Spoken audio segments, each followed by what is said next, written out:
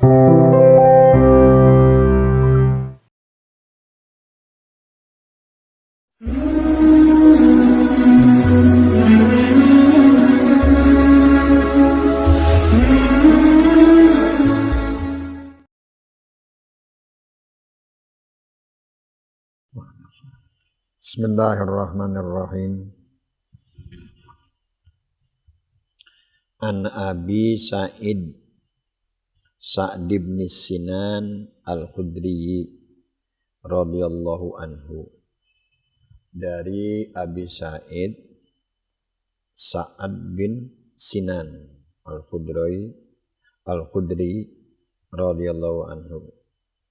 Kata dia, anna Rasulullah sallallahu alaihi wasallam qala, bahwasanya Rasulullah sallallahu alaihi wasallam bersabda. Apa sabda Rasul? La dororo wa la diror.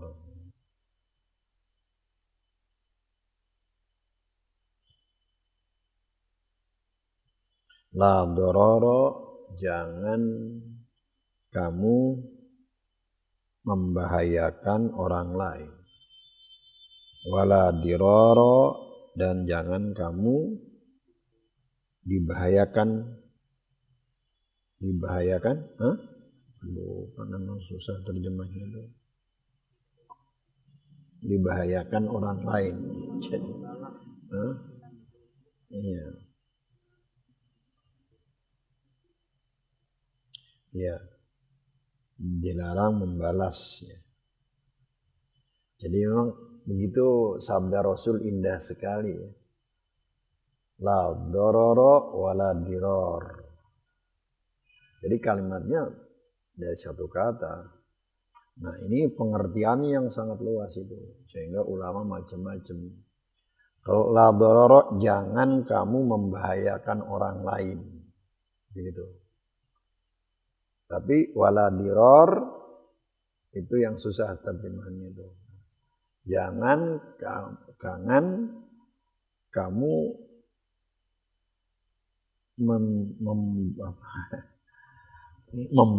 membalas orang lain, membahayakan orang lain. Ini begini nih maksudnya nih. Intinya dulu ya, contohnya dulu aja. Kalau kita membahayakan orang lain, doror itu artinya membahayakan.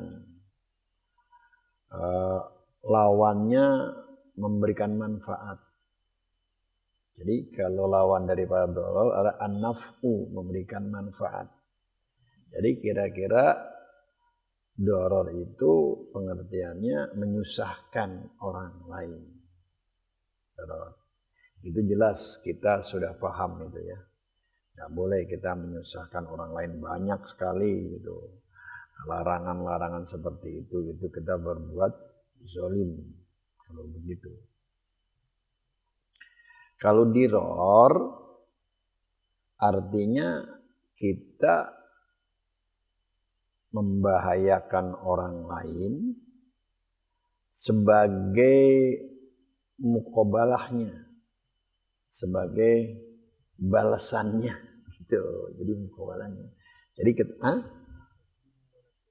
iya salah, hampir sama itu. Iya dizolimi itu mah. La tazlimu wa la tuzlam. Jangan kamu menzolimi, jangan kamu dibuat zolim.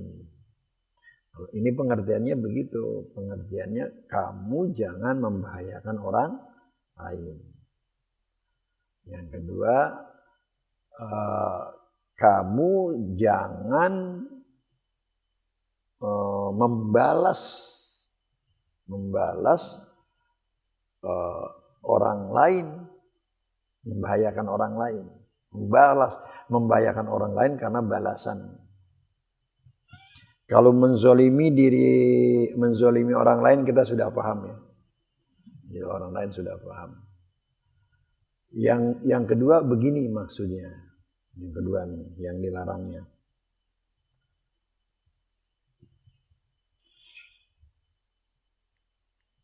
Kita dizolimi oleh orang lain. Nah, ini pada Quran ya. Katakanlah kita disakiti oleh orang lain. Disakitinya supaya gampang, contohnya kita dipukul sama orang lain. Nah, lalu karena kita dipukul, kita mau balas dia. Boleh nggak tuh seperti itu? Kita dizolimi oleh orang lain. Kita balas dia penzolimannya. Ya, misalnya kita dicaci maki lah begitu. Kita balas lagi dia seperti itu. Boleh nggak? Nah, ini hadis ini menjelaskan hal seperti itu.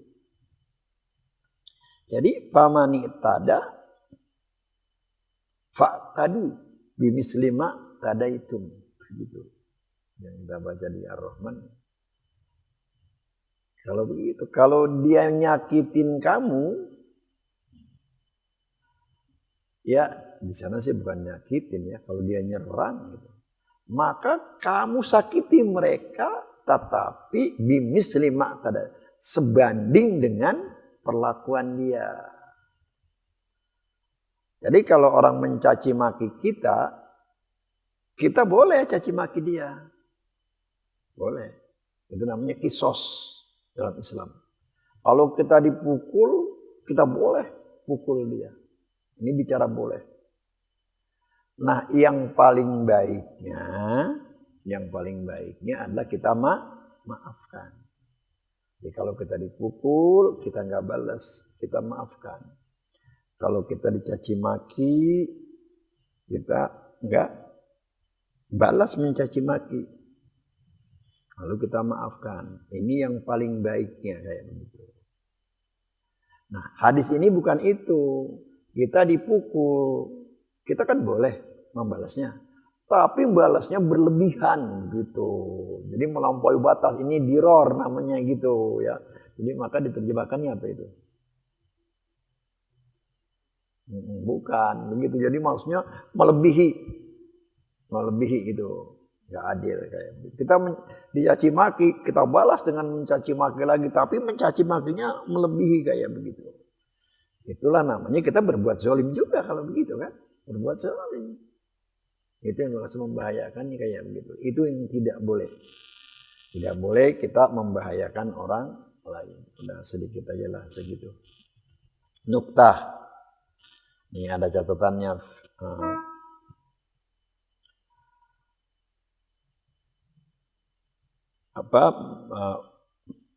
Fi dzikri ma warada fi syiddati adabi man yu'zil mu'minin. Ini kita sedang sebutkan tentang apa? Ada datangnya azab. Ya, adanya azab yang sangat berat bagi orang yang menyakiti orang lain, orang beriman. Ruwiya Mujahid di sanadihi. Ya, diriwayatkan oleh Mujahid dengan sanad qala inna li jahannama sahilan kasahili bahri fi hawamun wa hayatun kal bakhti fi hawamun wa hayatu kal bakhti wal aqribu fal bighal.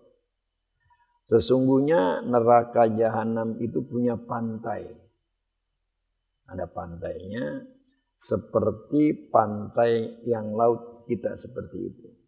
Cuma fihi di dalamnya terdapat binatang-binatang yang berbahaya. Ada hayat itu ular ya. Ular kal bakhti seperti besar seperti onta. Wal aqarib ada kalajengking. Kal bighal seperti bighal.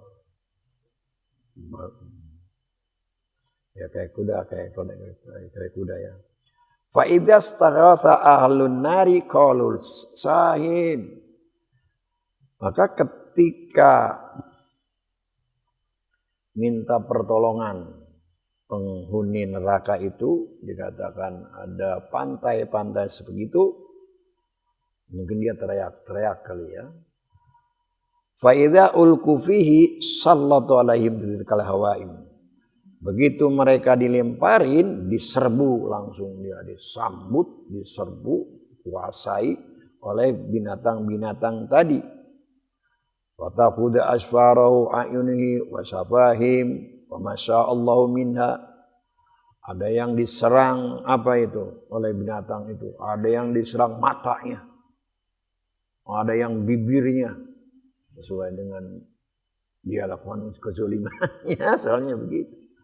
Ya, ada yang matanya dan bibirnya seperti itu dan apa, pokoknya seperti apa yang Allah kehendaki lah kayak gitu. Kemudian dia juga dilemparin ke neraka. Lalu di neraka dia berkata, "An-nar, an-nar, ada api." Karena ada api. Dia teriak-teriak lagi, ada api, api seperti itu. Begitu dilemparin ke sana, sama semua jasadnya, badannya semuanya hancur kayak begitu. Kemudian dia diangkat, ya dari seperti itu dibawa ke daratan, ya. Ketika sampai daratan, dia berkata, dikatakan kepadanya oleh mereka, "Ya fulan, apakah engkau mendapati hal tajidu hadza yudika?" Apakah kamu merasa begitulah. Hal tajidu, apakah kamu mendapati hadza ini semua yudika, menyakitimu? Yang digigit matanya, yang digigit mulutnya, yang oleh binatang yang buas seperti itu sampai sakit-sakit. Fayakul, maka dia menjawab, "Wa ayyu adza asyadu min hadza?" Seksaan apa lagi yang lebih parah dari ini? Gitu. Maksudnya, wah ini bukan hanya menyakiti, ini paling sakit ini, nggak ada lagi yang sakit yang seperti saya rasakan kayak begini. Fayuqalu, dikatakan, "Hadza bima kunta tu'dil mu'minin." Oh sakitnya? Iya. Itu dulu waktu dunia yang orang kamu sakiti. Ya begitu, dia juga sekarang sakit juga. Gitu. Dulu yang kamu sakiti dengan mulut kamu, misalnya kamu caci maki, dia juga begitu, sakit juga dulu. Nah, sekarang balasannya kayak begitu. Jadi balasannya melebihi, memang kalau balasan melebihi daripada yang lain. Nah ini diangkat supaya kita jangan sampai menzolimi orang lain. Karena akan dimintakan pertanggung jawab. Ada yang macam-macam sih. Ada yang mengatakan kita memudaratkan orang lain dengan niat. Oh itu jelas, nggak ada diperdebatkan, itu jelas dosa kalau begitu. Kita emang udah niatin kayak gitu. Belum jangan orang lain. Dalam Quran misalnya nih zaman jahiliyah begini contohnya. Sebab terjadinya pembatasan tolak. Tolak kita kan dibatasi, jangan tolak 3 ya. Tolak 1, tolak 2, tolak 3. Pembatasannya ya. Jadi pembatasannya dulu orang itu kalau ditolak, kemudian selama masa iddah kan dia nggak boleh kawin dulu kan. Lalu selama masa iddah, begitu mau habis masa iddah dia rujuk. Nggak jadi cerai. Kemudian ditolak lagi. Begitu masa iddahnya mau habis dirujuk. Nggak ada batasnya itu, begitu tolaknya sampai berapa kali aja. Tujuannya apa? Nah ini menyakiti perempuan itu. Diperlakukan sebagai istrinya tidak, dicerai juga tidak. Kan jadi tergantung-gantung wanita kayak begitu. Yang begitu nggak boleh. Maka akhirnya Islam membatasi sampai dengan tolak 3. Udah tolak 3, putus sudah, nggak boleh lagi. Jadi kan hati-hati. Karena itu memang konsepnya itu diror, membahayakan. Pokoknya apa saja yang kira-kira membahayakan, menzalimi itu nggak boleh. Itu sebab terjadinya kasus-kasus kayak begitu. Masalah ibadah juga pernah. Siapa itu ya? Mu'az kali ya. Jadi ada orang datang ke masjid itu. Dalam suatu cerita dia bawa onta, 2 orang onta. Tanya, siapa sih itu imamnya? Sekarang Mu'az. Ikut dia sholat berjamaah. Tahu-tahu baca suratnya apa? Suratnya Al-Baqarah. Rakaat pertama Al-Baqarah 2 juz lebih kan. Gelisah dia. Intinya bagaimana dia nggak ikat lagi itu. Udah begitu rakaat yang kedua dibaca surat Ali Imran. Akhirnya wah nggak tahan itu. Kemudian orang itu mufarokoh. Mufarokoh artinya keluar dari jamaah. Kalau mufarokoh gimana caranya? Niat aja, nggak usah pakai doa. Pokoknya kalau itu saya mau mufarokoh, udah kita misalkan. Tapi ketika dia mufarokoh, entah bagaimana prosesnya, karena banyak ceritanya, kata Mu'az itu dia orang munafik itu. Dikatain munafik tuh. Kesal juga dia dikatain munafik. Akhirnya dia lapor ke Rasulullah. Masalah seperti itu. Rasulullah panggil Mu'az. Setelah tahu kayak begitu, maka Mu'az ditegur sama Rasulullah. Hai Mu'az, kenapa kamu menyusahkan orang lain? Apa kamu ingin membuat fitnah? Kalau modelnya sholat kayak begitu, ntar orang gak pada mau sholat berjamaah. Siapa yang mau kalau yang repot-repot? Itu kan banyak orang tua, banyak orang punya kebutuhan lain. Seperti itu ya. Kalau mau baca sabihis saja. Sabihis. Yang suka kita baca kayak begitu. Jadi zaman Rasul itu barangkali sahabat kalau baca Qur'annya begitu. Paling pendek sabihis. Itu maka bukan. Kita jadi karena ada hadis itu jangan panjang-panjang. Qul huwallahu aja kita ada. Kita milihnya qul huwallahu. Baru sabihis. Itu termasuk juga ya dalam masalah doror. Menyusahkan orang lain. Dan salah agama begitu juga nggak boleh juga. Jangan menyusahkan orang lain. Udah yang berikutnya, hadis berikutnya ya.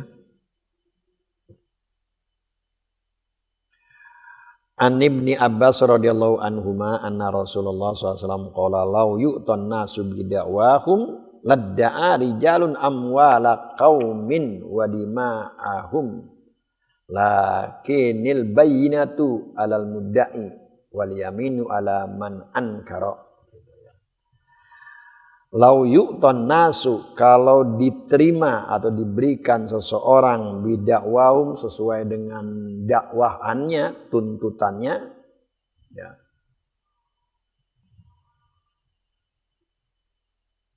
Kalau seorang nuntut, tuntutannya diterima. Ladda'a rijalun, pastilah orang-orang pada menuntut amwala qaumin, harta orang lain, wa dima'ahum, dan juga darah mereka, harta kaum itu. Lakinnil bayyinatu, akan tetapi harus ada bukti alal mudda'i, bagi orang yang menuntut. Wal yaminu ala man ankara, dan sumpah bagi orang yang mengingkarinya. Nah ini hukum dunianya kayak begitu. Kalau orang ngaku-ngaku nuntut, lalu setiap tuntutannya diterima, ya kalau begitu orang pada nuntut macam-macam. Oleh karena itu yang nuntut itu harus bawa bukti. Yang nuntut harus bawa bukti. Kemudian kalau dia mengingkarinya harus bersumpah. Ini hukumnya hukum dunia, ini hukum dunia, bukan hukum akhiratnya. Sebab orang yang bawa bukti kan bisa jadi bukti palsu ya. Sumpahnya sumpah palsu, itu urusannya urusan akhirat. Kasih kasus begini dah, contohnya. Apa nih yang bisa kita adakan orang ngaku-ngaku? Misalnya motor. Ada si A bilang, itu B itu yang motor sama dia, motor saya itu, dia pinjem. Kebetulan itu dia motornya bukan nama si B gitu, dia juga boleh beli belum balik nama misalnya gitu ya. Dia pinjem itu sama saya.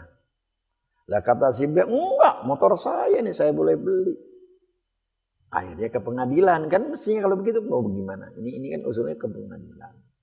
Nah, kalau berdasarkan hadis ini dikatakan si A nuduh si B bahwasanya motor itu motor dia yang ada di B. Si B bilang ini motor saya. Maka si A itu dalam tuduhannya harus ada bukti, harus ada saksi. Bukti itu bisa jadi saksi ya, harus ada saksi. Dia harus mendatangkan saksi 2 orang. Nah kemudian si B-nya yang motor dia, ya dia mah cukup aja bersumpah kan. Demi Allah, nah motor saya ini kayak begitu, ada caranya. Di persumpah itu ada caranya. Nah kalau begitu berdasarkan hadis ini berarti yang dimenangkan adalah si B. Karena si A tidak punya saksi. Ya kalau setiap orang ngomong begitu tuntutannya diterima, gampang banget, orang pada bohong semua, kira-kira begitu maksudnya. Tapi bukan itu ya. Bukan itu ya. Hadis ini intinya adalah harus ada saksi. Karena posisinya dia lemah yang nuntut itu. Sekarang misalnya si A nuntut si B, kata si A itu motor dia. Dia bisa mendatangkan minimal 2 orang saksi. Kata si C jadi saksi, C dan D emang itu motor dia pinjem. Nah kalau begitu berarti kalah si B. Karena kenapa? Karena dia nuntut ada saksinya. Kata si A, motor saya itu dia pinjem. Kata si B bilang, enggak ini motor saya boleh beli. Kata hakim ngomong kepada si A, kamu bilang itu motor kamu. Jadi yang penting si yang menuduhnya ini ya. Mana buktinya? Ada gak saksinya? Ada saksinya. Mana? Itu si C. Sama si D. Panggil si sama D. Benar dia saksi. Kayak begitu. Kalah itu kan. Si B. Selain kepada A. Andai kata saksinya bohong. Itu mah urusan di akhirat nanti. Begitu maksudnya ya. Ini urusan di akhirat. Tetapi urusan dunianya. Ya kalah dia menang. Andai kata sama dengan tadi kasusnya, sebetulnya memang motor A. Ya, punya dia, si B sebetulnya minjem. Cuma si A yang bilang itu motor dia nggak punya saksi. Mau gimana kalau begitu? Nggak ada saksinya kan kalah si B. Sementara si B sumpah palsu, tetap aja menang B. Soal sumpah palsunya dia urusan dia di akhirat nanti. Jadi ini hadis ini bedanya kayak begitu ya, bedanya. Jadi ini masalah urusan di dunia. Jadi harus kecerdasan hakim juga memang dalam hadis ini. Jadi harus ada bukti. Bayyinah itu artinya bukti. Dia boleh bukti itu ya boleh saksi, boleh hal-hal yang lain. Nah, saya angkat aja sedikit ada contoh yang bagus ini. Contoh bagus hakimnya ya. Yang kurang baik ini. Sekarang jam berapa sih? Maghribnya udah banget.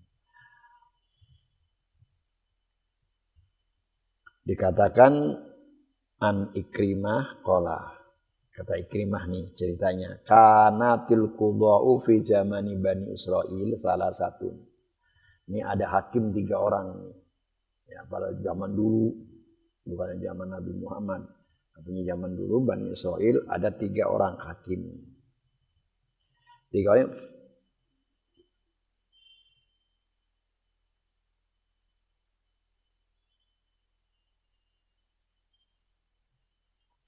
Tiga orang hakim itu rupanya ingin diuji ya oleh Allah Subhanahu wa taala. Ya, dikatakan begitu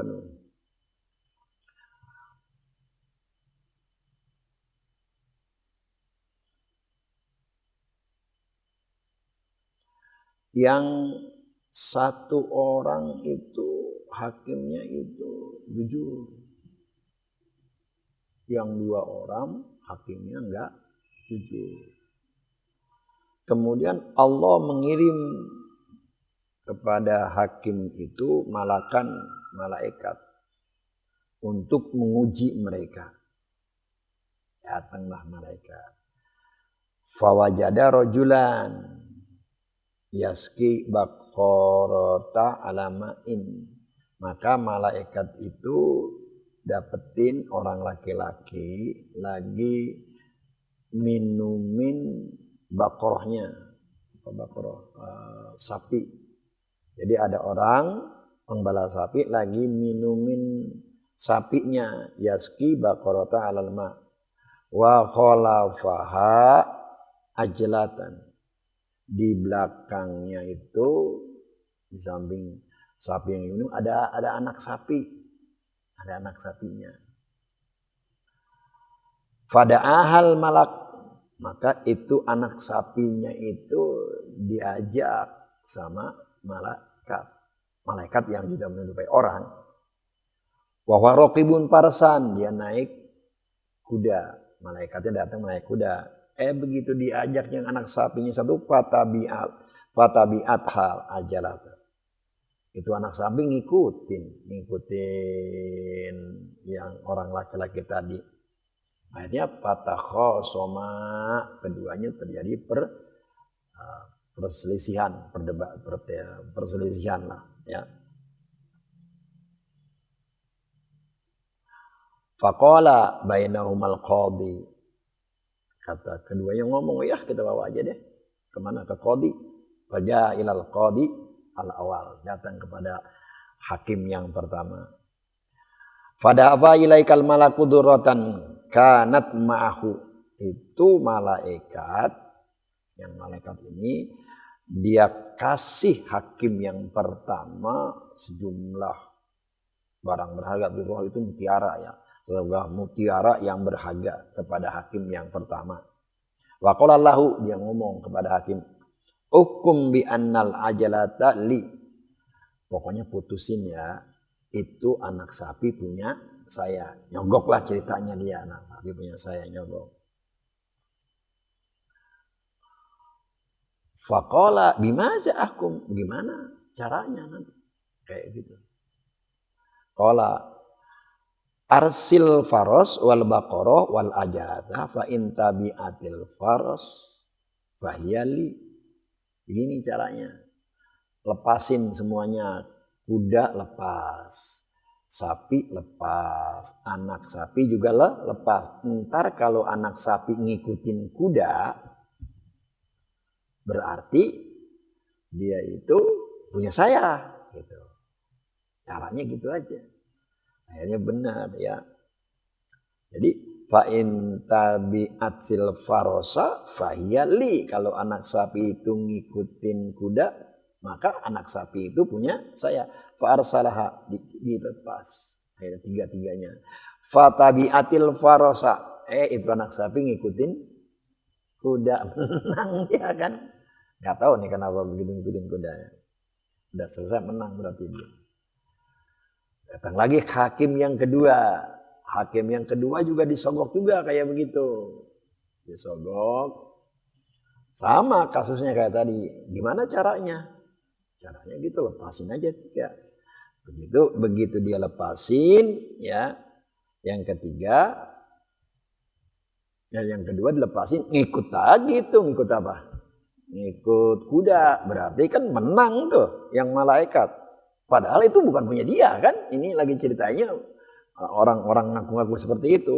Terus wa amal qadi salis, adapun qadi atau hakim yang ketiga, fada fa'alahul malak duratan wa qala lahu hukum bainana. Faqala ini kata dia datang lagi ke malaikat ke hakim yang ketiga, dikasih lagi itu kayak tadi dia omongin ya, coba ntar putusin bahwasanya itu anak sapi itu punya saya. Dia nggak nanya bagaimana caranya, dia nggak nanya dia, cuman dia ulang gini, faqala ini haid, itu dia ngomong, waduh saya lagi head ini, itu dia jawabnya gitu, saya lagi head ini. Jadi dia bilang bukan nggak bisa, bukan apa, dia nggak mau, dia bilang anak haid. Ya, saya lagi head. Faqala al-malak. Satu malaikat ngomong, subhanallah ayahidul zakar. Begitu ya. Masya Allah, subhanallah, mana ada orang laki-laki head. Masa orang laki-laki head? Enggak ada orang laki head. Faqala lahul qadi. Kata qadi ngomong, subhanallah atalidul farasa baqarah. Gitu. Subhanallah, emang kuda bisa ngelahirin sapi, kayak gitu kata dia, diledekin kayak gitu. Emang kuda bisa ngelahirin sapi? Kalau memang itu sapi kecil yang tadi punya anaknya kuda ini, kan ini jenis kuda, ya nggak ada kuda ngelahirin anak sapi. Jadi kalau dia itu heran katanya laki-laki head, ini juga kok heran kalau memang anak sapi ini anaknya kuda. Itu artinya apa? Ini mah ngasih penjelasannya. Begitu cara buktinya saksi itu kayak begitu. Ini yang cerdas. Yang cerdas kan kayak begitu, kayak siapa tuh? Nah? Iya, pakai rasional kayak siapa ya juga kasusnya. Waduh, bisa ini. Kasusnya orang rebutan bayi gitu kan ke Sayyidina Umar ya. Sayyidina Umar berebut bayi. Kata ibu ini anak saya, kata ibu ini anak saya gitu rebut. Buktinya mana? Dua-duanya ngotot semuanya kayak gitu rebutan. Umar masuk aja ke dalam. Dia ambil apa? Dia ambil pedang. Udah, kalau memang ini pada rebutan seperti itu, udah bayi ini saya bagi dua aja dah. Yang sebelah kanan buat kamu, sebelah kanan buat ini. Saya potong aja. Lalu yang satu setuju. Yang satu lagi, jangan. Biarin dah kalau begitu. Kasih aja dia dah. Kalau memang dimatiin kayak gitu. Akhirnya oleh Umar bin Khattab yang yang bilang jangan kasihin dia, itulah anak dia. Kata Umar bin Khattab, cerdas Umar bin Khattab. Ya kalau begitu ibu yang benar, ini yang salah. Kenapa? Sebab dia kagak tega, daripada anaknya mati, mendingan dikasih aja deh orang kayak gitu. Nah ini perlu hakim kayak begitu. Itu juga merupakan suatu bayinah maksudnya ya. Jadi kalau orang itu ngaku-ngaku nuntut sesuatu, maka dia harus ada bukti. Buktinya apa? Ya terserah lah. Yang penting ada bukti. Kayak tadi kan semuanya bukti juga itu kayak begitu. Bukan hanya saksi, bukti-bukti lain kayak gitu. Allah akan memberikan bimbingan, petunjuk kepada orang-orang yang memang ingin berbuat keadilan. Wallahu a'lam bishawab.